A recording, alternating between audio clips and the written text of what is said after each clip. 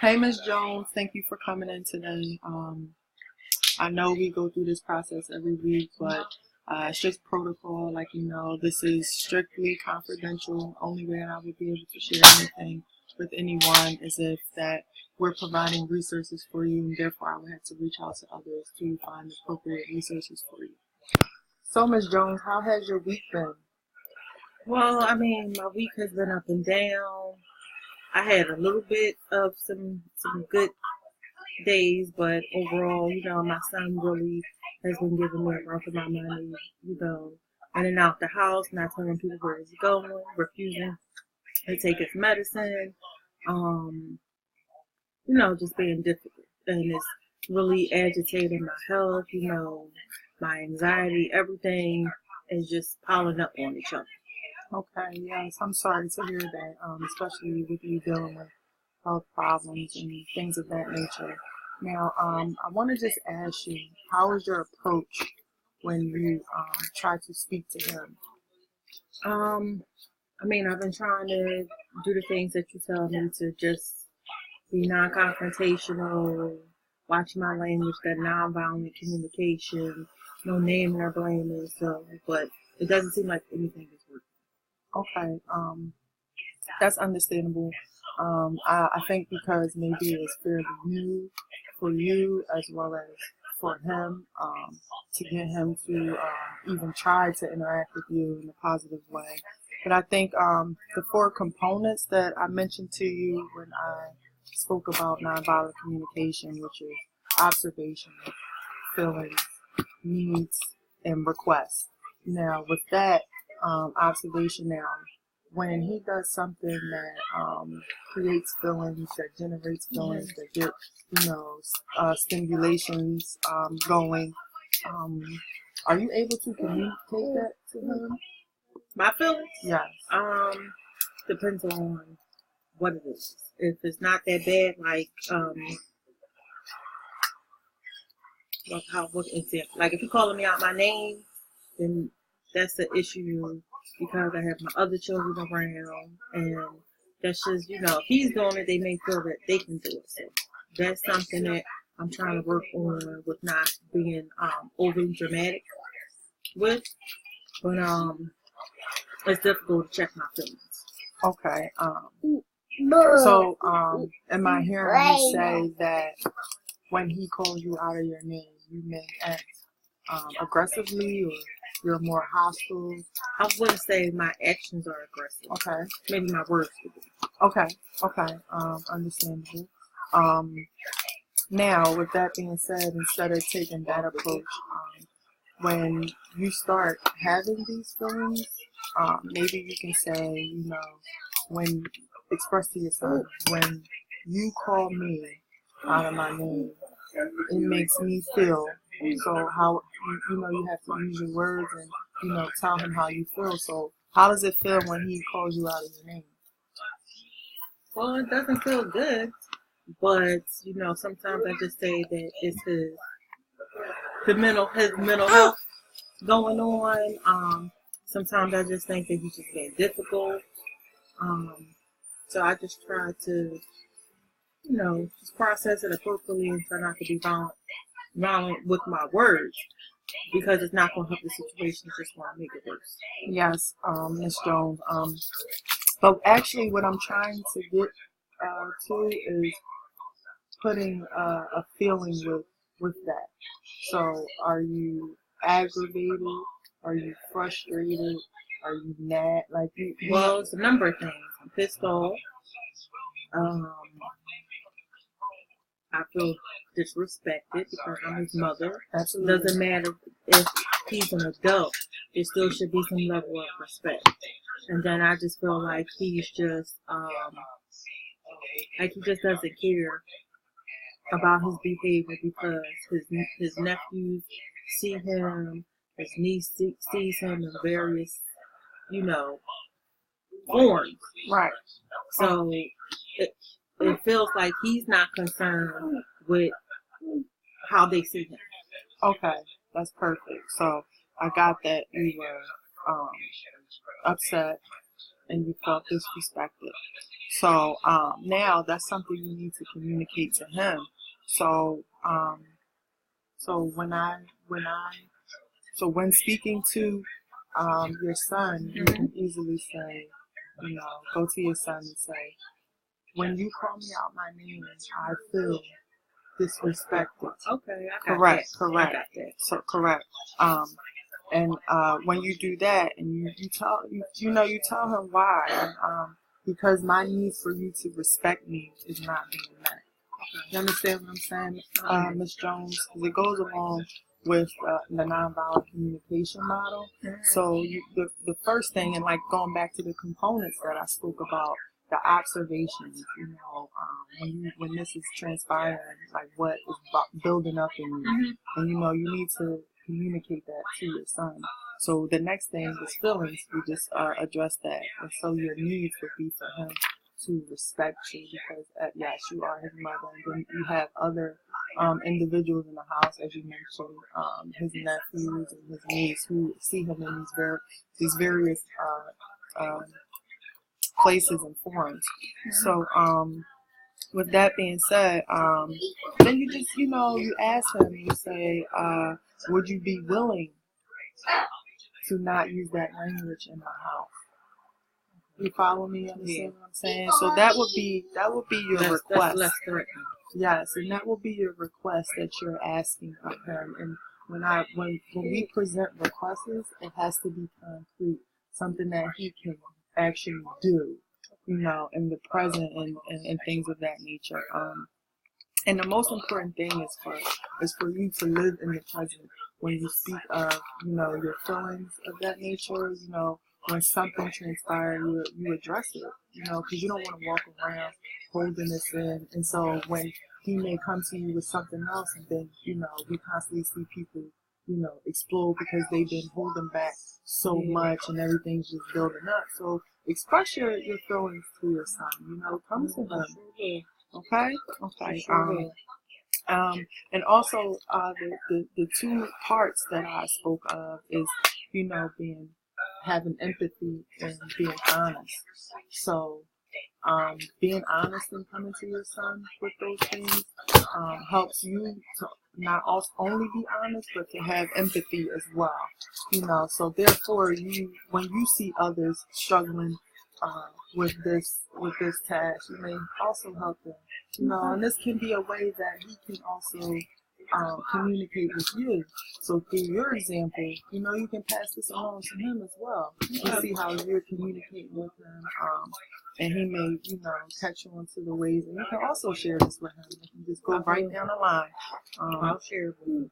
Okay. Now, what I want you to do is, go home and when something does transpire, that gets you upset or stimulates any type of feelings, I would like to, to address it with him.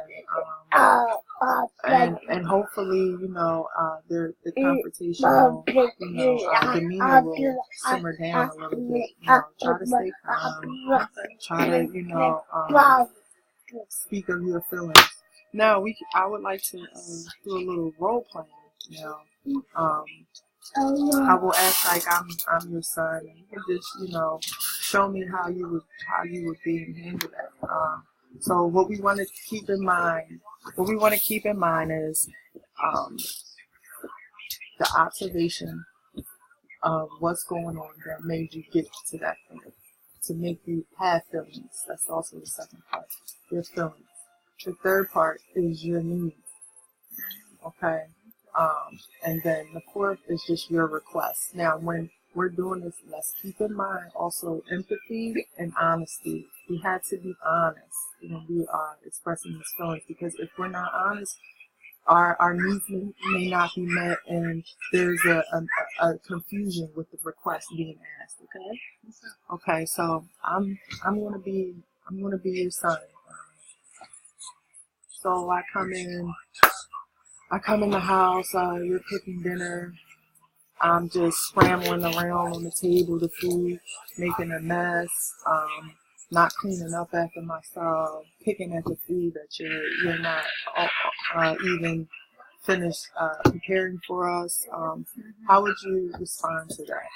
Well, I would basically ask him to, first can you wash your hands, please?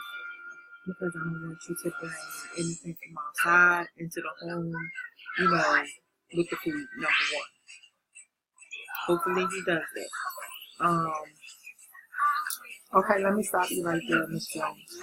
So, before we go there, the observation, me coming in, messing with your food and things like that without even washing my hands coming from outside. Now, what did that stimulate in you? Oh, that's that's very disrespectful. Okay, and your feelings? As if he doesn't care what I'm trying to do in the kitchen. He's just concerned about meeting his own needs and his wants at the time. Okay. So, that's good. That's good. So, next would be your request. What is your request? My request would be that before you try to make you something to eat or be in the food, can you please wash your hands? Excellent, Miss Jones. Excellent. Okay, and that goes back to your need being to respect you doing what you need to do, preparing the food, and just the rules of the house. Right? Correct. All right. So now let's try to put that in, a way that you would be able to communicate that with your son. So, I had gave you a little model I spoke of earlier in the session where he would say, when I see, so I'm your son, you say, when I see you coming, okay, and then you would tie it along with I feel, and then once you get the I feel out, you tell us why you feel like that. Like, what is your need? Okay, and then with your need, you would make that request. Are you willing to, whatever your request is? Okay, so. Okay. Wait, hold up. When you come into the home and you don't wash your hands and you put your hands in food, I feel as if you're disrespecting me and you're disrespecting the rules of the home. Go ahead, I'm sorry, because my well, what was I going to say? I feel that you're disrespecting the rules of the home. I need for you to not disrespect the rules of the home and what I'm doing. So can you please wash your hands? And from there, if you want to make you something to eat, then you can do so. Excellent, Ms. Jones. Excellent. I think you got that down pat. I've been trying. Good. That's good. But that's something minor. I mean, I was thinking you was going to ask about, the stuff that we, like the big stuff. Being, the self-medicating part. Like I just talk about the big stuff. But this is, I see what you're trying to do. This is the start. Yes, absolutely. Start off with something small, and this will work your way up for you to actually approach your son. So something as simple as that, you can tell him how you feel. So when those other things that are considered a bigger issue for you, you're able to present it to your son. You're able to go to him and say, well, I feel this way, and because you're doing X, Y, and Z, and I would need for you to, you tell him what you would need to do, what he would need to do,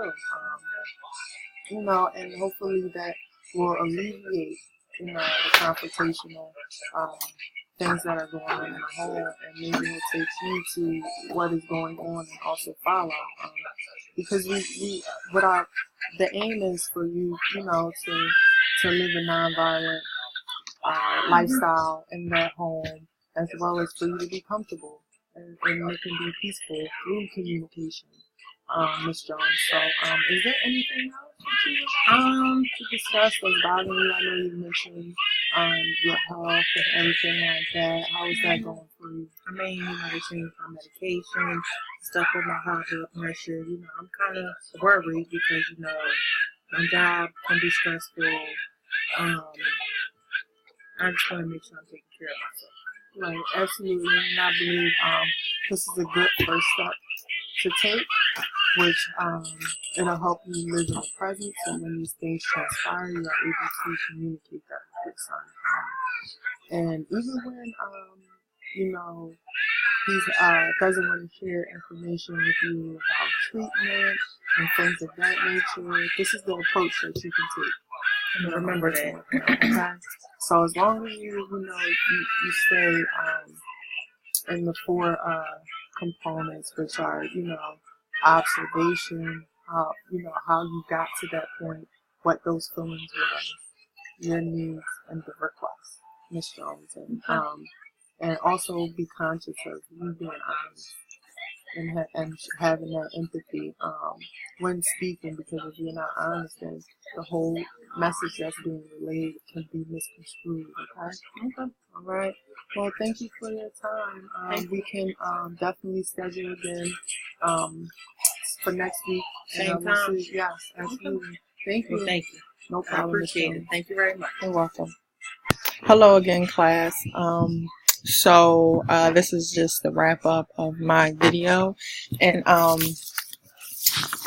what basically I went over with my client was just how to utilize the nonviolent communication model and how to present it and how to incorporate it into her everyday life, especially when trying to communicate with her son with a adult child with a mental health illness. I think it was very important to break down the components of the model because it lays out how it should be, and I think that's very important because it gives the client an understanding. It gives them like a concrete layout how it should transpire, so there's no steps missed or there's no misunderstanding of what is needed to be done.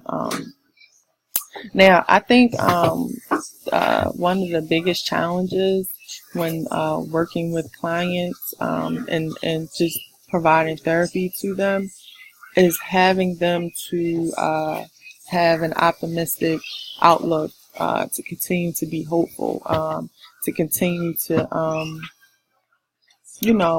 see it, hope for a change, just to be open-minded to like the different theories and frameworks that are going to be put together in order to come up with interventions. I think that's very important because if they're not confident or, even hopeful or, believe in the work of the social worker, then that can definitely create problems for us in the long run. There will be a lack of involvement, especially when assignments are given, homework to actually try to put these interventions to use. They'll be less prone to do it.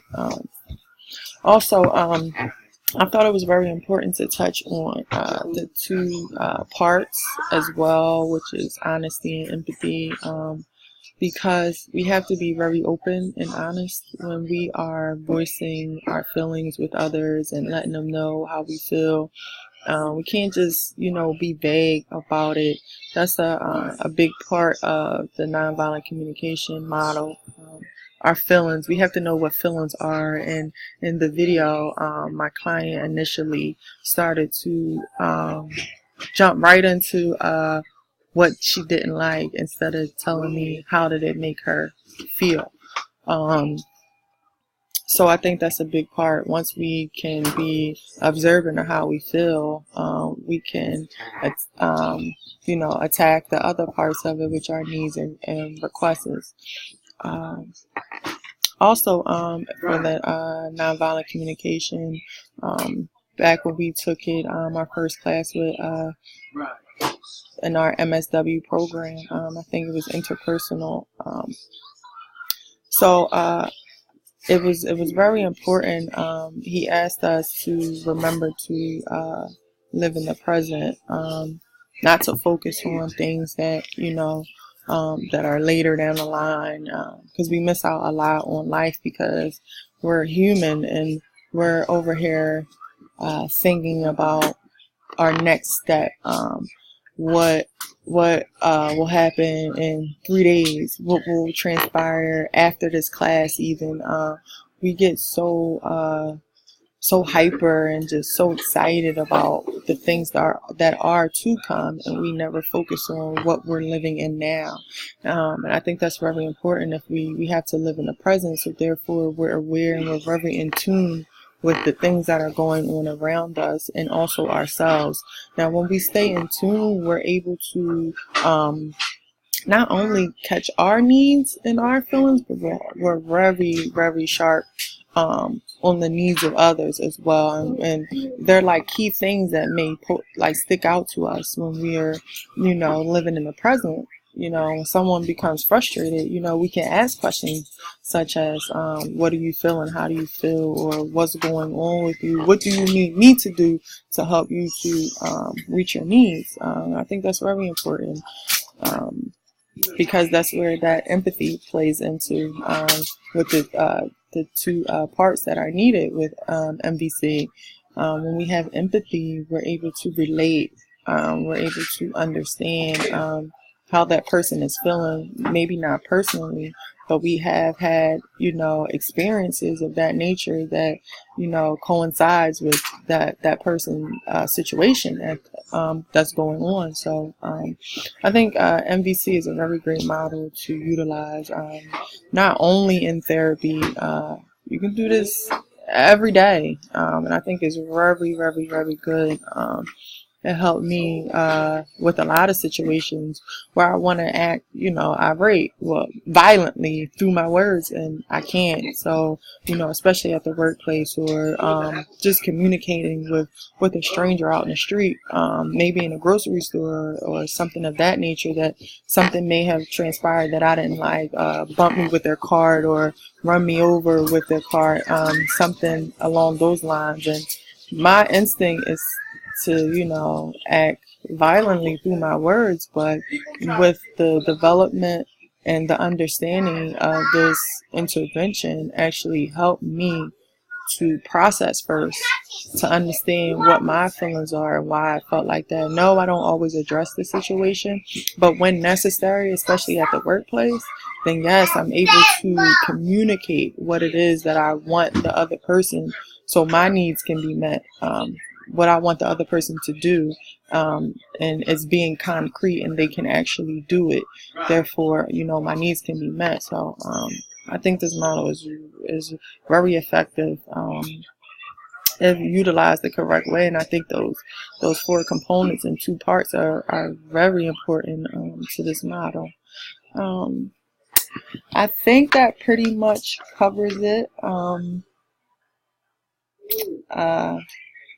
Oh, and the theory, I'm sorry about that. The theory, I use social cognitive theory as one of my theories to incorporate with this model. And like I said, the processing, you have to be able to process. Therefore, once you process, you're able to be in touch with what's going on, and your train of thoughts, your feelings, because we have to understand thoughts are not feelings. So that's also a big part in the model. We have to be able to separate our thoughts from our feelings, which leaves that non-judgmental aspect out of the picture. We're not being judgmental at any point in time. You're just telling the person how you feel. And social cognitive theory is basically how you can communicate, and it builds your self-worth, by actually staying in the present with the NVC, living in the present.